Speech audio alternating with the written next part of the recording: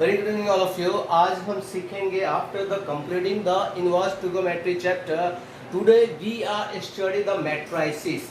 Matrices जो आपका तीसरा चैप्टर है मैट्रिसेस। ओके, मैट्रिसेस आपका बोर्ड एग्जाम में 7 मार्क का क्वेश्चन पूछा जाता है आपका, ठीक है, और बहुत इंपॉर्टेंट टॉपिक है, बहुत इंपॉर्टेंट है। तो मैट्रिसेस रिलेटेड जानने से पहले इसका इंट्रोडक्शन जाना जाए कि मैट्रिसेस क्या है, किसके लिए डेवलप किया गया है। तो matrices is already develop for solving linear equation variable. Solving किसके लिए डेवलप ऑलरेडी किया गया था? लीनियर इक्वेशन के लिए, सॉल्व करने के लिए किया गया था, ठीक है।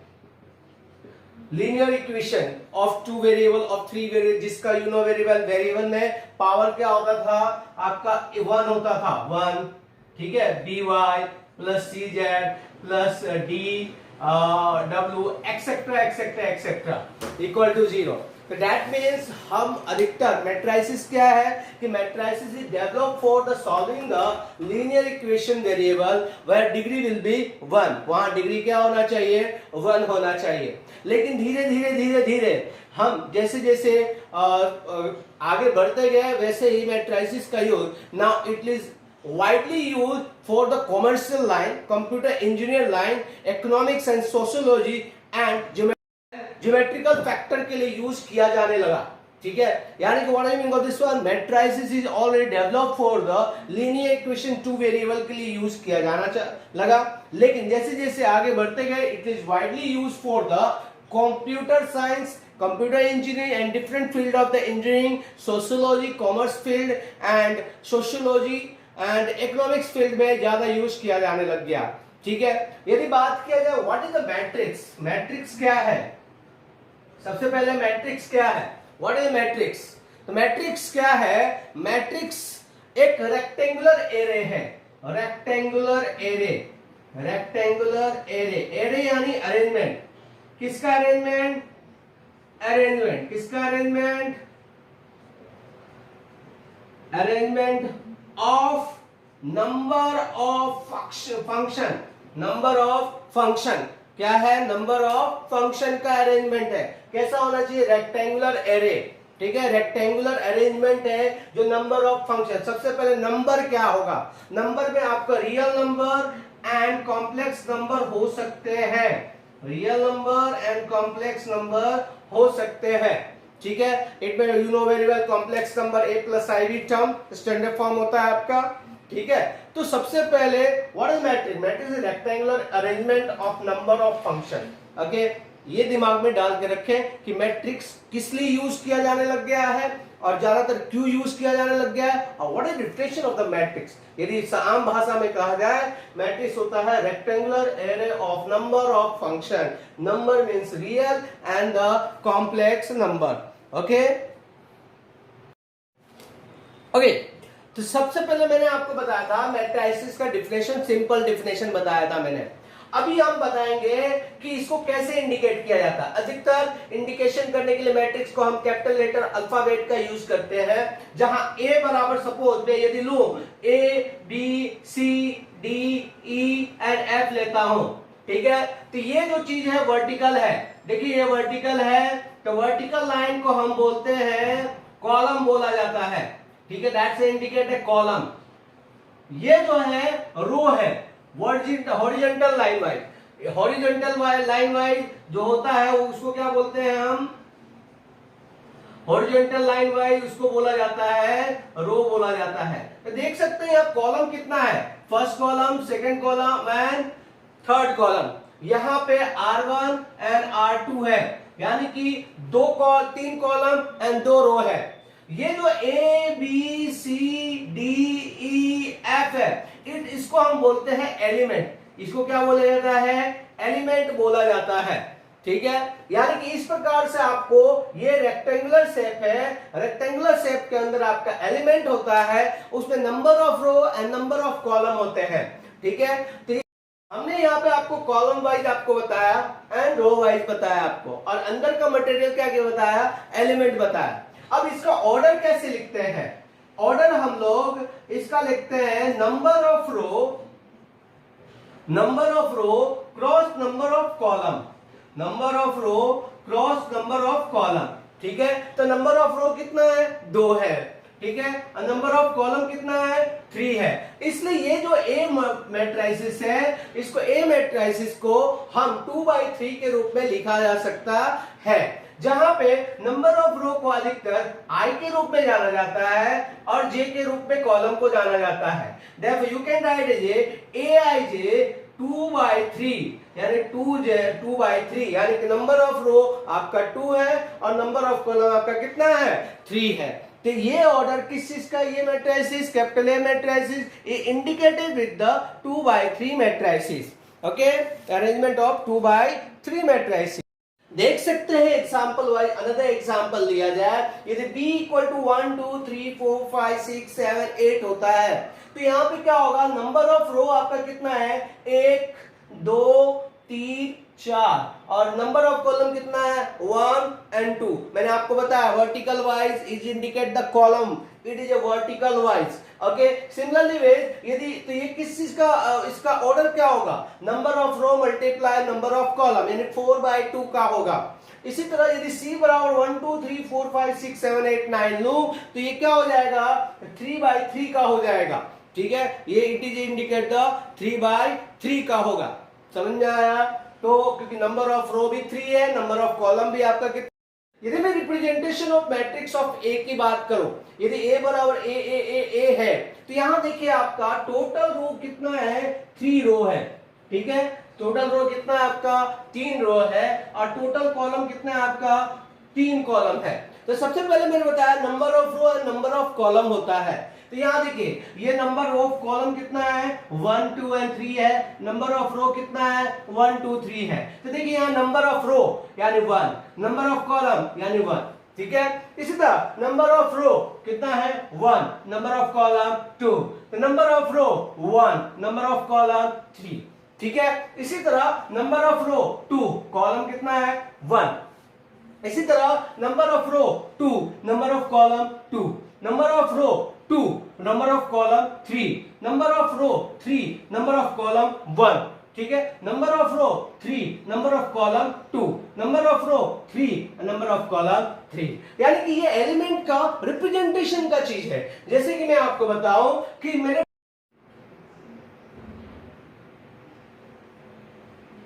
यदि मुझको दिया जाए 1 2 3 4 5 6 और 7 8 9, मुझको बोला जाए कि A11 क्या होगा, A11 के यानी क्या, first row and first column. तो first row and first column कौन सा है आपका, ये है, it is indicate to 1।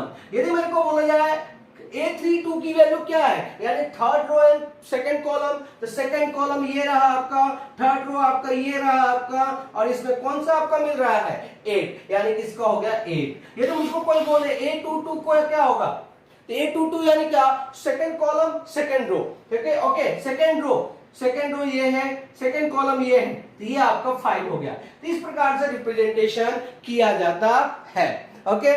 Now यदि मुझको आपसे मैं क्वेश्चन पूछता हूं कि what is the value of A13 का अर्थ क्या, first row and third column, first row and third column, कौन सा बच गया, 3, दैट्स इट 3, ठीक है, ओके। इस प्रकार रिप्रेजेंटेशन किया जाता है, ओके।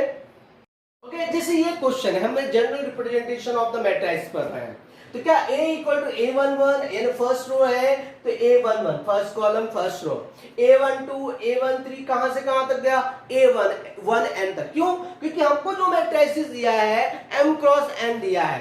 M क्रॉस N का अर्थ क्या, number of row equal to M and number of column equal to N। Similarly we second row की बात करें तो A21 A22 A23 से लेके कहां तक जाएगा, A2N तक जाएगा। A31 A32 A33 कहां से जाएगा, A3N तक जाएगा।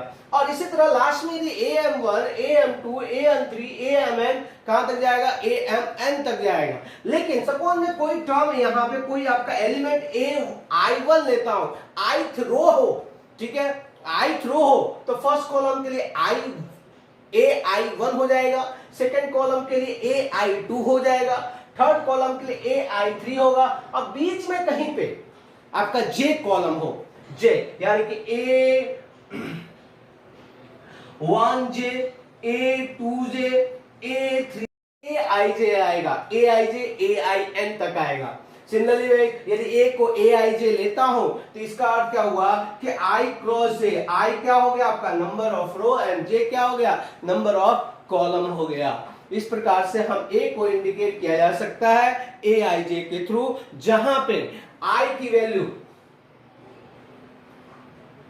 जहां पे i की value 1 less than greater than equal to क्या हो जाएगा m हो जाएगा, और j की वैल्यू आपकी क्या होगा 1 less than equal to j greater than equal to less than equal to कहां तक चला जाएगा n तक चला जाएगा। ये दिमाग में डाल के रखें।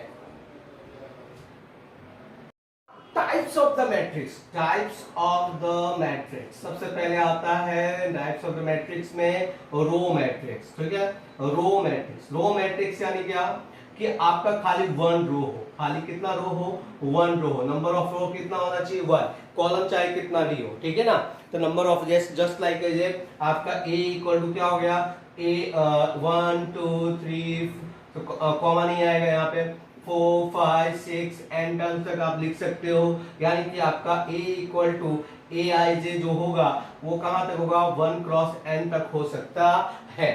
ठीक है, यानी number of row 1 cross n, यानी खाली एक रो, नंबर ऑफ कॉलम कितना भी हो सकता है ना। Column matrix, column matrix, column matrix यानी क्या वन कॉलम, खाली वन कॉलम। मैं आपको बताऊं b इक्वल टू क्या होगा 1 2 3 4 कहां तक गया m तक गया, यानी कि b की जो b इक्वल टू क्या हो जाएगा B I J, b equal to B I J कहां तक गया आपका कॉलम कितना है आपका एक ही कॉलम है m क्रॉस 1 तक गया। तो ये दिमाग में डाल के रखे, रो मैट्रिक्स यानी क्या one row and column matrix यानी क्या one column. Then after rectangular matrix, rectangular भाषा से ही पता चलता है कि आपका क्या नाम होगा। रेक्टेंगुलर यानी कि जहां पे number of row is not equal to number of column हो, number of row is not equal to number of column हो। दैट मीन्स आपका क्या हो सकता है, यदि मैं रेक्टेंगुलर मैट्रिक्स में क्या हो सकता है आपका रेक्टेंगुलर मैट्रिक्स में, रेक्टेंगुलर मैट्रिक्स में क्या हो सकता है आपका कि number of row m is not equal to n, यानी कि c इक्वल टू 1 2 3 4 5 6 7 8 ये है, यानी कि नंबर ऑफ रो कितना हो गया 2, नंबर ऑफ कॉलम कितना हो गया 4, यानी c इक्वल टू आप ए आई जे लेते हैं तो क्या होगा 2 क्रॉस 4 होगा। देख सकते हैं number of row number of column के बराबर नहीं है।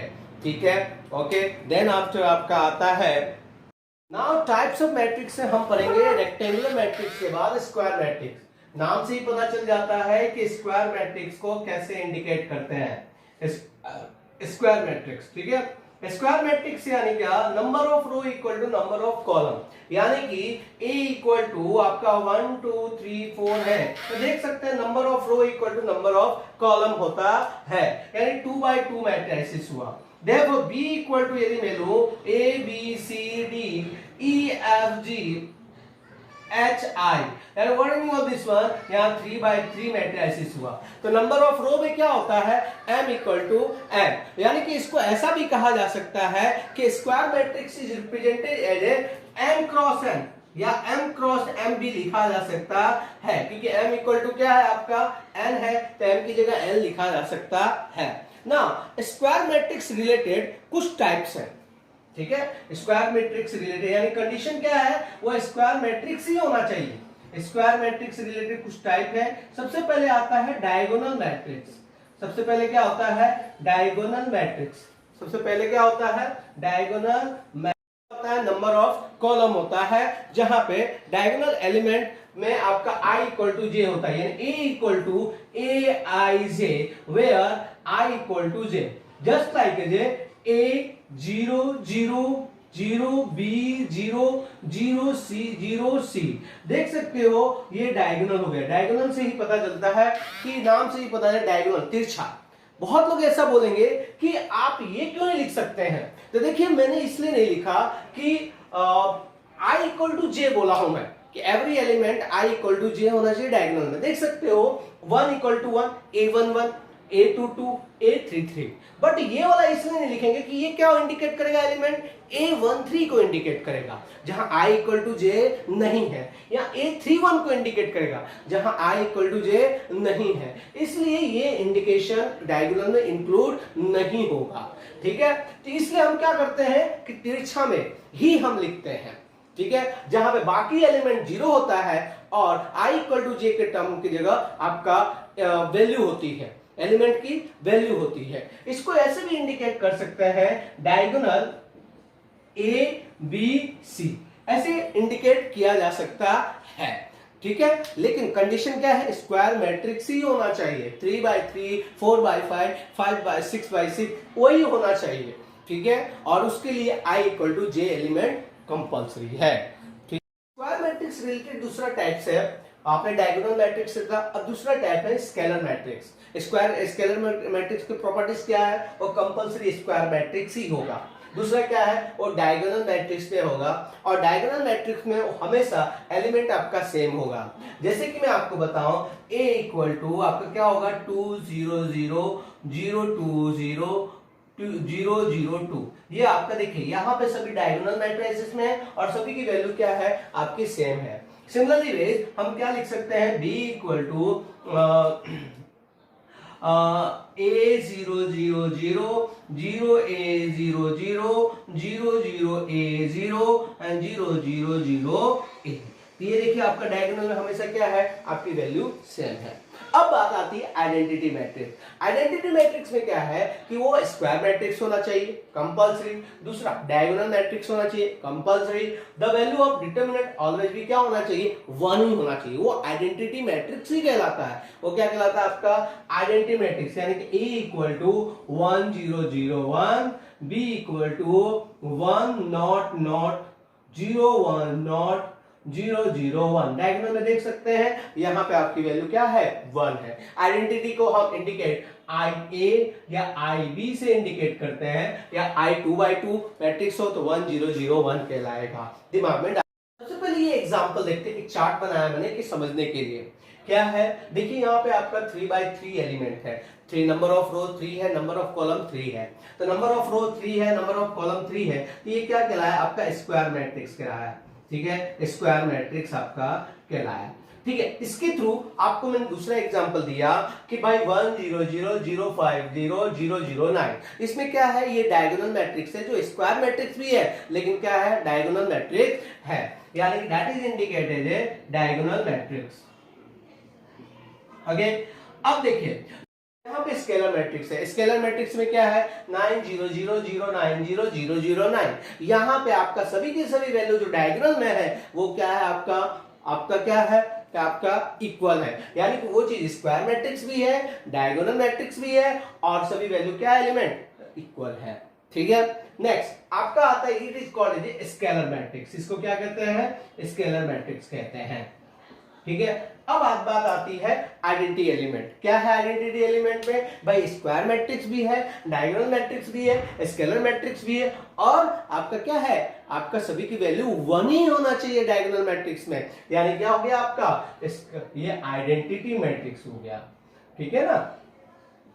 अब बात आती है 0 0 0, ये जीरो मैट्रिक्स कहलाता है, that is called as a zero matrix. तो जीरो मैट्रिक्स का 0 0 0 0 0 0 0 0 0, सभी की सभी एलिमेंट क्या होती है, जीरो होती है। It may possible square matrix हो या ना हो, बात बराबर पड़ता है, यानी कि सभी एलिमेंट आपका जीरो हो, कोई भी ऑर्डर में हो और जीरो हो तो उसको क्या कहते हैं, जीरो मैट्रिक्स होता है। दिमाग में आया, ये चार्ट याद रखेंगे आपको, 1 वर्ड या 1 ना।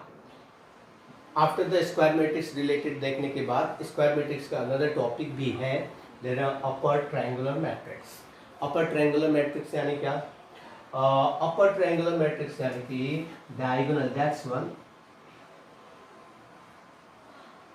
ये जो ट्रायंगल है ये अपर ऊपर के साइड, ठीक है, तो वो क्या कहलाता है, अपर ट्रायंगुलर मैट्रिक्स। बाकी जगह क्या हो जाएगा, जीरो हो जाएगा, 5 6 9 0 0 0, that is called as upper triangular matrix. इसी तरह लोअर ट्रायंगुलर मैट्रिक्स यानी क्या, लोअर ट्रायंगुलर मैट्रिक्स यानी कि दैट वन।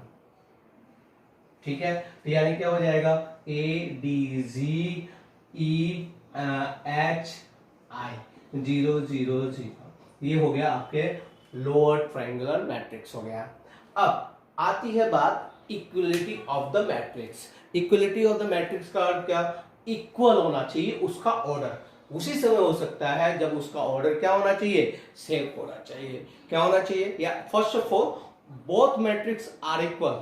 कब? दे शुड कंपेरेबल और their order should be same, यानी कि वो भी और उसका ऑर्डर दोनों क्या होना चाहिए? सेम होना चाहिए। जैसे कि यदि मेरे पास 1 2 3 4 है और यहाँ पे भी 1 2 3 4 है, तो देख सकते हैं ये भी 2x2 मैट्रिक्स है, ये भी 2x2 मैट्रिक्स है, उसका एलिमेंट भी क्या है? सेम है। ठीक है, तो जैसे कि 1 के सामने 1 A11 है, वो भी A11 1 है, A12 2 है, तो यहाँ भी A12 2 है, A13 आप A21 आपका 3 है, यहाँ भी A21 3 है, A23 आपका 4, A22 आपका 4 है, तो यहाँ भी A22 आपका 4 है। तो उसके क्या है? It is we can say that कि उसका मैट्रिक्स इक्वल होना चाहिए and they should be comparable और their order should be same होना चाहिए। ठीक है, अब देखिए यहाँ पे 2x2 मैट्रिक्स है और बोला जाए इक्वल है और x y a b c का नाम पुट करना है, तो देख से इक्वल कैसे? ये 2x2 मैट्रिक्स है ना, 2x2, 2 रो एंड 2 कॉलम है, 2 रो एंड 2 कॉलम है। तो x के सामने आपका A11 के सामने कौन है? यहाँ A11 आपका -1 है, यहाँ भी A11 आपका x है, तो x की वैल्यू क्या हो जाएगी? -1 हो जाएगी। A12 क्या है? यहाँ पे 2 है, यहाँ पे क्या है? a है, तो a बराबर आपका 2 हो जाएगा। A21 आपका 3 है, यहाँ b है, तो b की वैल्यू आपका 3 हो जाएगी। a आपका 22 आपका y है, तो यहाँ पे A22 आपका 2 है। इस प्रकार से आपका इक्वलिटी ऑफ मैट्रिसेस हो गया। ठीक है, इस प्रकार से ये टाइप्स ऑफ द, अभी आगे बहुत सारे टाइप्स है, एडिशन रिलेटेड है, सिमेट्रिक मैट्रिक्स है, स्क्यू सिमेट्रिक मैट्रिक्स है, लेकिन एक कंटेंट वाइज, एक कंसेप्ट वाइज ये सब matrices, types of matrices important रखता है आपके मैट्रिक्स चैप्टर के लिए। ठीक है, आपने स्क्वायर मैट्रिक्स देखा, square matrix related another topic देखा, स्केलर देखा, उसका डायगोनल देखा, डायगोनल का आइडेंटिटी देखा, जीरो वैल्यू देखा, ट्रायंगुलर अपर मैट्रिक्स देखा, लोअर अपर मैट्रिक्स और इक्वलिटी ऑफ मैट्रिक्स देखा। ठीक है, नेक्स्ट लेक्चर में हम लोग देखेंगे properties of addition, subtraction and multiplication का प्रोसेस कैसे होता